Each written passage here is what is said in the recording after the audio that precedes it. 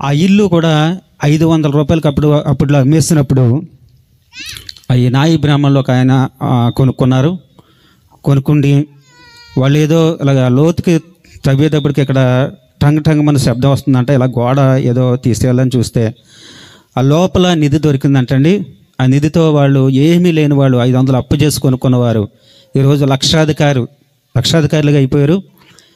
గృహాలు కట్టుకున్నారు, మంచి మంచి గృహాలు, పొలాలు కొనుక్కున్నారు. మా పరిస్థితి అయితే అంతకంతకు కూడా దిగజారిపోయింది. చిన్న పిల్లలతో, 3 ఆడపిల్లలతో మేము గుమ్మలతోటి గ్రామం దిక్కుతోచని పరిస్థితిలో, సరిగ్గా తినటానికి కూడా ఏమీ లేని పరిస్థితుల్లో గుమ్మలతోటి వచ్చేసాం. గుమ్మలతోటి వచ్చేసిన తర్వాత కూడా మా నాన్నగారు తాగుడికి బానిస అయిపోయి వ్యాపారం చేస్తూ ఉండేవారు. వ్యాపారం చేసినప్పుడు కూడా తాగుడు మానలేదు. మానకపోతే మా గుమ్మలదొడ్లో ఒక సూర్యకాంతం గారని ఒక దైవజనరాలు మా పెద్దమ్మ గారికి, మా అమ్మగారికి కూడా సువార్త ప్రకటించడం జరిగితే అంతకుముందు మా పరిస్థితి ఏంటంటే చాలా విగ్రహారాధన చేశారు మా వాళ్ళు. మాకు పున్నాలు కూడా ఉండి తోరాలు తెచ్చుకొని మాకు పున్నాలు కూడా చేసేవాళ్ళమి. చాలా పూజల్లో ఉండేవారు. అటువంటి పరిస్థితిలో ఉన్న మాకు సూర్యకాంతం అమ్మగారని సువార్త ప్రకటించగా మా అమ్మగారు మారారు, మా పెద్దమ్మ గారు మారారు. మా పెద్దమ్మ గారు, మా అమ్మగారు కూడా మా కొరకు ప్రార్థన చేయడం మొదలుపెట్టారు కన్నీటితో. అలాగే అప్పట్లో మేము చాలా డేవిడ్ గారు సభలకు కూడా చిన్న కొరవడప్పుడు తీసుకొస్తూ ఉండేవారు. ఆ అనుభవం తర్వాత మా పెద్దమ్మ గారు దేవుళ్ళో నిలిచారు, కానీ మా అమ్మగారు నిలవలేకపోయారు. ఎందుకంటే మహిళా మండలం వాళ్ళతో ఆమె సంఘంలో చేరిన తర్వాత ఆమెకి ఏమైపోయింది అంటే ముక్కుపోవడం, పీర్చడం, అలాగే శుద్ధలు తినడం అలవాటు చేసుకొని అలాగా దేవుణ్ణి వదిలేశారండి. ఆ పరిస్థితి అంతకంత కూడా ప్రార్థన లేక, సరైన విశ్వాసం లేక నమ్ముకునే దేవుణ్ణి వదిలేసిన తర్వాత అలాగలాగా నేను చిన్నప్పటి నుంచి కొద్దిగా ఎదుగుతూ ఉంటే మా అమ్మ కూలి పని చేసుకుంటూ ఉండేదండి. మాకు చాలా గడవడానికి కూడా చాలా కష్టంగా ఉండేది. మా నాన్న తెచ్చిన డబ్బులు కూడా సరిపోతూ ఉండేవి కాదు.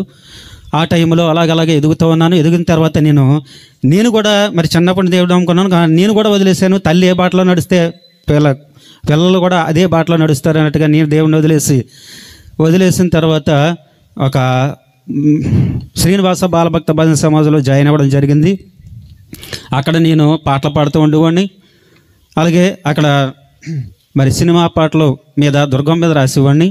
అలాగా అంతకంతకు కూడా మా అమ్మ దుర్గమ్మ గుడిలో పూజారిగా చేసేది.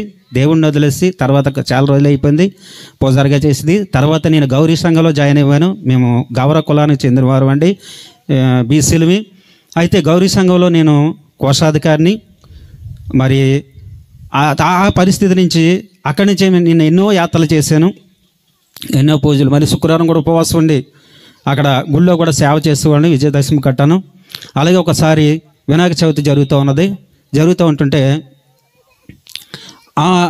ఆ చవితిలో నేను మైక్ అనౌన్స్మెంట్ చేస్తూ ఉంటుంటే నా బుర్రలో ఉన్న నరము ఒకటి చిక్కుమన్నట్టుగా అనిపించింది. అక్కడి నుంచి నా పరిస్థితి అంతకంతకు కూడా ఇంటికి వచ్చే వరకు కూడా అలా దిగజారిపోతూ ఉండేది. అలా ఆ నరాలన్నీ కూడా వదిలేసి నా పరిస్థితి చాలా భయంకరంగా మారిపోయిందండి. మారిపోయిన తర్వాత కూర్చుంటే కూర్చోలేకపోయేవాడిని, నుంచోలేకపోయేవాడిని, పడుకుంటే పడుకోలేకపోయేవాడిని, అన్నం తింటే అన్నం కూడా నోటి దాకా చెయ్యి వెళ్ళేది కాదు.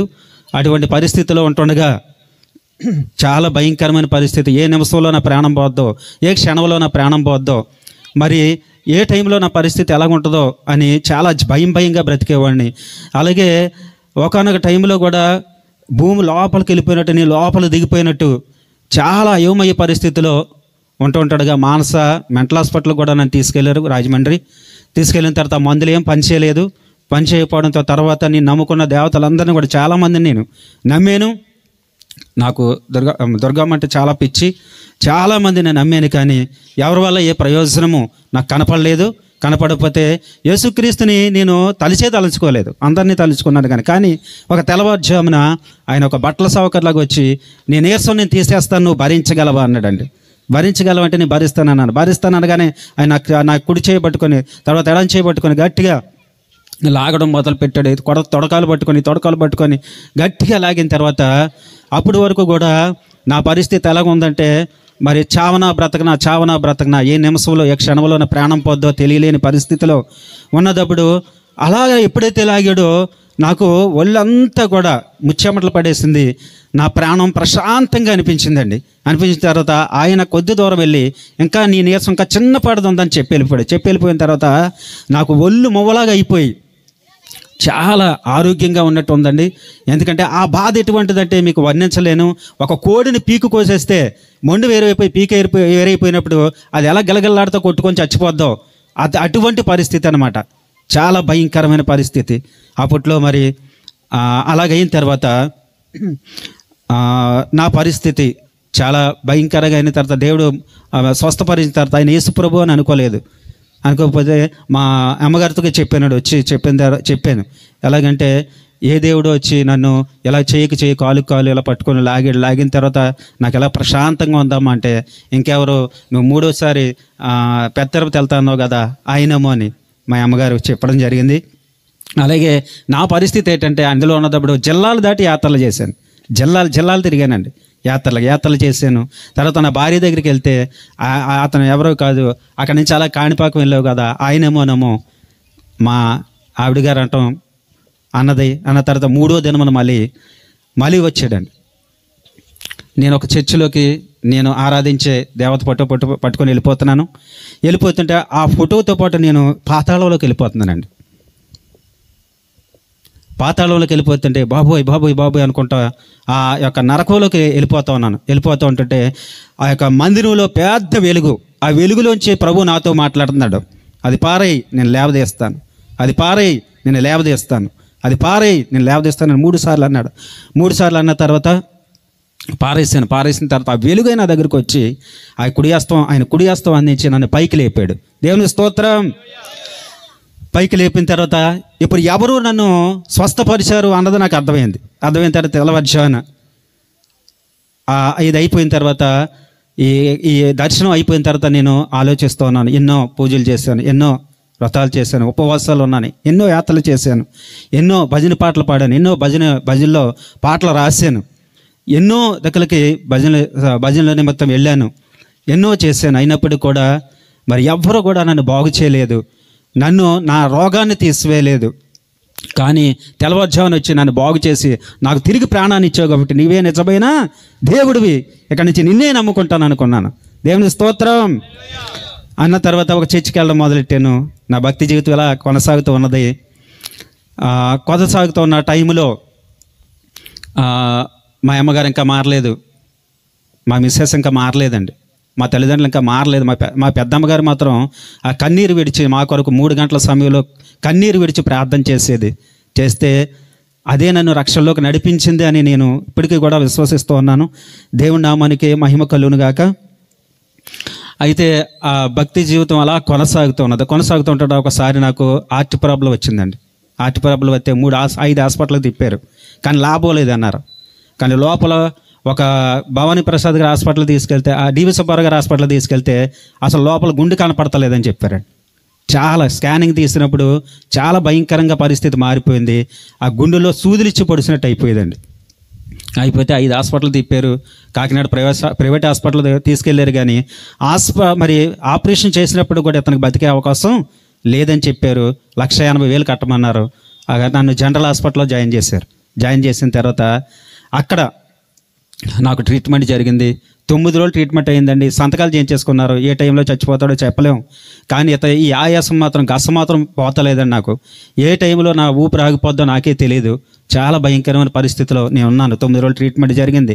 అక్కడ ఆ డాక్టర్ గారు గట్రా బాగా చూసేవారు. చూసిన తర్వాత నా ఎదురుగా చాలా శవాలు ముందుకెళ్ళిపోయాయండి. ఆ గొల్లుమని గోలన్నమాట.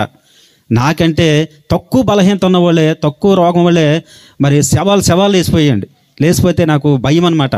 ఆ భయపడకుండా ఒకనొక టైంలో నా గుండెని ధైర్యం చేసుకొని స్తుతులు చెప్తా ఉంటే ఒకనొక టైంలో నా భార్య అన్నది, నువ్వు నిజమైన దేవుడు అంటున్నారు కదా, నా భర్త కూడా మరి నిన్ను నమ్ముకున్నాడు కదా, నువ్వు నిజమైన దేవుడు అయితే నా భర్తను బ్రతికించు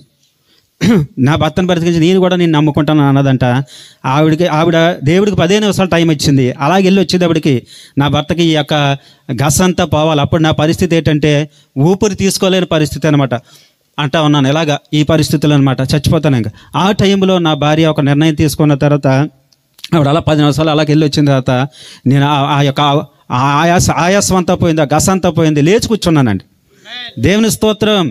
లేచి కూర్చున్న తర్వాత ఆవిడ ఒక నమ్మకం పుట్టింది, ఆవిడకి విశ్వాసం కలిగి, నా భర్తను నువ్వు బ్రతికించావు కాబట్టి నేను కూడా నిన్నే నమ్ముకుంటాను.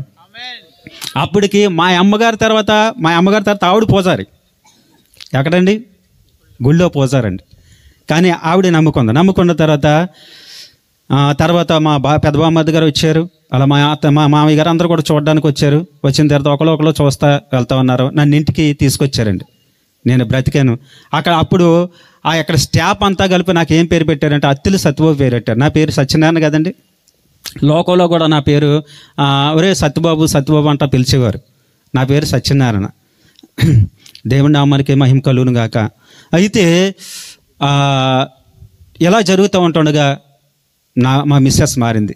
మా తల్లిదండ్రులకు నేను సువార్త చెప్పాను. ఇక దేవుడు నన్ను బ్రతికించాడు కదా, మీరు కూడా దేవుడిని నమ్ముకోవాలంటే, బాబు అంతకంటే ఏంటి, నిన్ను బ్రతికించాడు కదా దేవుడు, మేము కూడా దేవుడిని నమ్ముకుంటామని మా అమ్మ దేవుడిని నమ్ముకుందాం. మూడోదిగా మా నాన్న దేవుడిని నమ్ముకున్నాడండి, దేవుళ్ళలోకి వచ్చాడు. 4వదిగా మా పెద్దబామ్మద్ది గారు విపరీతమైన తాగుడు అనమాట, పడిపోయేంత తాగిడి. సినిమా ఇండస్ట్రీలో చేసేవాడు. చేసిన తర్వాత ఒకసారి చూడటానికి వచ్చాడు. అని అంటే చాలా ఇష్టం. అయితే వచ్చిన తర్వాత అతను సిగరెట్ల మీద పెట్లు కాల్చేవాడు అనమాట. అయితే అతనికి దేవుడి గురించి వాళ్ళ భార్యాభర్తలు వస్తే నేను దేవుడి గురించి చెప్పాను. ఎలా జరిగింది బావంటే, మరి అతను కూడా సేమ్ నేను ఎలా చెప్పాను అలాగే తన భార్యకి చెప్తే తన భార్య మారిపోయింది, అతను కూడా మారిపోయాడు. దేవుని స్తోత్రం. అయితే ఆ యొక్క సిగరెట్లు మానేశాడు, మందు మానేశాడు. అన్న తర్వాత మా మరదలు గారు వచ్చారండి. మా మరదలు గారు కాపురం కుదిరలేదు. ఫస్ట్ భర్త వదిలేసిన తర్వాత ఎలాగ ఈ జీవితాన్ని చాలా దుఃఖపడి ఆత్మహత్య కూడా చేసుకోనంత పరిస్థితి ఏర్పడినప్పుడు ఆమె ఈశ్వరుని నమ్ముకొని ఆ పాలాభిషేకం అభిషేకాలన్నీ చేసేది, గుళ్ళు చుట్టూ తిరిగేది. అటువంటి ఆమెకు ఒకసారి మా ఇంటికి వస్తే నేను సువార్త ప్రకటించగా ఆవిడ మారిపోయింది. ఆవిడ రత్నకుమారి అయితే మారిపోయింది. తనను బట్టి తన భర్త మారిపోయాడు. వాళ్ళిద్దరిని బట్టి వాళ్ళిద్దరి బిడ్డలు మారిపోయారు. మొత్తం 4 మారిపోయాడు. దేవుని స్తోత్రం. దేవుని నామానికి మహిమ కలుగును గాక. ఇలా ఒక్కొక్కరిని ప్రభు మార్చుకుంటా ఉన్నాడు. అయితే నా పరిస్థితి ఏంటంటే, నన్ను దేవుడు బాగు చేసిన తర్వాత నమ్మకంగా ఒక చర్చికి వెళ్తా ఉన్నాను. పాటలు పాడుతూ ఉండేవాడిని, ఎక్కువగా సింగర్గా ఆ లోకంలో కూడా పాటలు పాడుతూ ఉండేవాడిని. అయితే ఈ పరిస్థితిలో ఉన్న నన్ను మళ్ళీ తర్వాత నన్ను సేవకు పిలిచాడు దేవుడు. సేవకు పిలిచిన తర్వాత సేవ మొదలుపెట్టిన తర్వాత చాలామంది మా బీసీ కాలనీలో చాలామంది మారారండి. దేవుని స్తోత్రం. చాలామంది మరి పూజలు గట్ట చేసేవాళ్ళు చాలామంది మరి దేవుని నమ్ముకొని మా మందిరానికి వస్తూ ఉన్నారు. దేవుని నామానికి మహిమ కలుగును గాక. మరి తర్వాత దీంట్లోకి వచ్చిన తర్వాత నేను ఒక దిమ్మ మీద ఆ లోకంలో ఉన్నప్పుడు నేను గౌరీ సంఘానికి కోశాధికారిగా చేసినప్పుడు మరి ఆ పరిస్థితి ఆ యొక్క దిమ్మను కూడా తాకడానికి నాకు ఇష్టం అవ్వలేదండి. ఒకసారి వచ్చి నేను దీనికి రిజైన్ చేసేస్తున్నాను రా అంటే, ఎందుకు మానేస్తున్నావు అంటే, నేను దేవుడిని నమ్ముకున్నానని చెప్పానండి వాళ్ళందరికీ, మా వాళ్ళందరికీ.